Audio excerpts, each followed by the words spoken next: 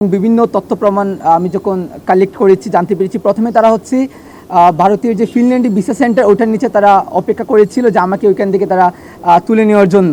এবং ফর্চুনেটলি আমি এখান থেকে 30 সেকেন্ড বা 1 মিনিটের জন্য আমি এখান থেকে আমার কিছু করতে পারি নাই। এবং তার পরবর্তী সময় আমি যখন হোটেলে আসি, হোটেলে যে সিচুয়েশনটা ক্রিয়েট করা হয়েছিল, দেখেন আমি হোটেলের মধ্যে আমি অবস্থান করছি এবং বাহিরে বিভিন্ন টিম ওয়েট করছে, আমার দরজাতে ধাক্কানো হচ্ছে, আমাকে কোনো ধরনের কথা বলা হচ্ছে না, ননস্টপ অ্যালার্মিং বেল দেওয়া হচ্ছে। আমি দেখতে পাচ্ছি যে আমার রুমে কেউ, আমি যখন বাইরে ছিলাম কেউ আমার রুমে প্রবেশ করেছে। এটা খুবই ক্লিয়ার যে এটার সাথে হোটেল ম্যানেজমেন্টও জড়িত ছিল। এবং পরবর্তী সময়ে আমার যেটা ধারণা হয়েছিল, ওরা হয়তো অন্তত এটা লোকেট করতে পারেনি যে আমি কোথায় ছিলাম, এটা ওরা বুঝতে পেরেছিল, কিন্তু কোন হোটেলে ছিলাম তারা ওইটাকে লোকেট করতে পারেনি।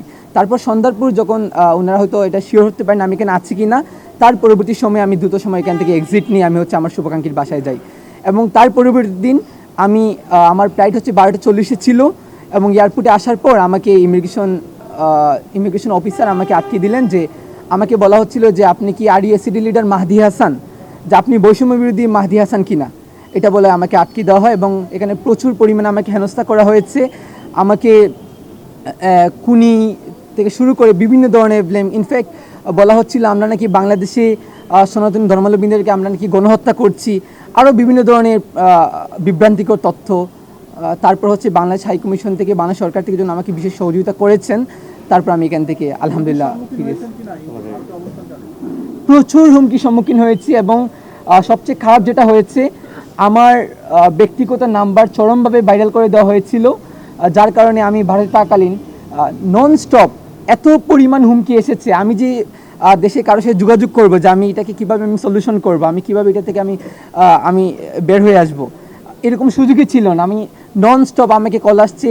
ইনফ্যাক্ট আমার এখনও অনবরত আমার বিভিন্ন নাম্বার থেকে, এবং এটা মোস্টলি হচ্ছে ইন্ডিয়া নাম্বার থেকে আমার কল আসছে, এবং এটা আমি সম্পূর্ণ আমার সেলফ আমি এটা করেছি। জি,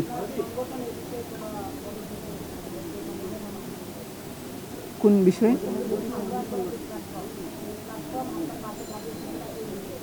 হ্যাঁ, আমি কিন্তু আমার বক্তব্যের শুরুতে আমি বলেছি যে আমি বৈষম্যবিরোধী ছাত্র আন্দোলন হবিগঞ্জ জেলার সদস্য হিসেবে দায়িত্বরত আছি।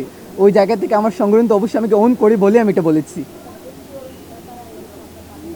হ্যাঁ, ডেফিনেটলি ওনারা দাঁড়িয়েছেন এবং ওনারা আমাকে সর্বোচ্চ।